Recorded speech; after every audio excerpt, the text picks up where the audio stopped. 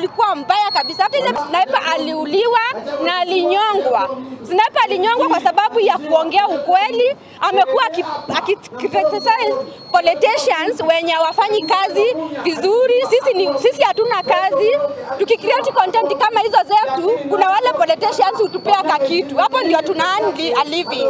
So sniper amekuwa akicreate content zake, anasifu politicians, wengine anawaambia vitu anafanya si mbaya. Sisi kama content creators tunataka tupewe haki yetu na tuko na right of speech pia kuongea vitu zetu. Kama mtu amekukosea, kama nimeongea kitu imekusinya, wewe enda unishtaki tukutane kotini. Msituue kwa sababu mtatumaliza sisi wote.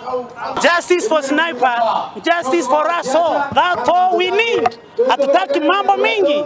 Uchunguzi imefanywa, postmortem ilifanywa, DNA imefanywa na imedhihirisha ya kwamba kijana wetu aliuawa.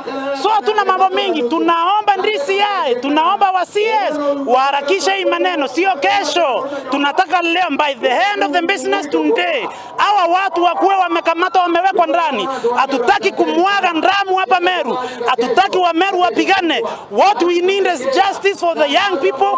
What we need is justice for the family of sniper. What we need is justice for the people of Meru.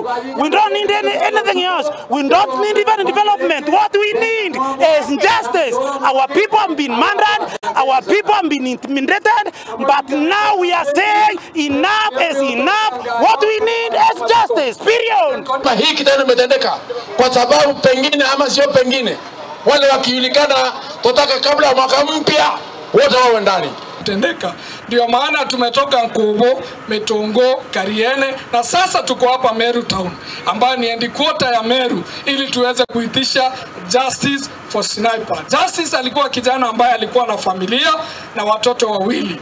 Familia yake mtoto wa kwanza na miaka 3. Mtoto wa mwingine ambaye ako hapa. Hapo angalieni mtoto ambaye ako hapa. Swali tunataka kuuliza wamama ambao wako hapa siku ya leo.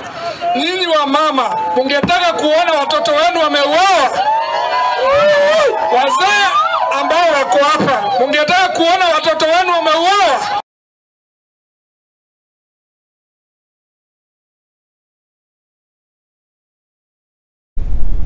No, adore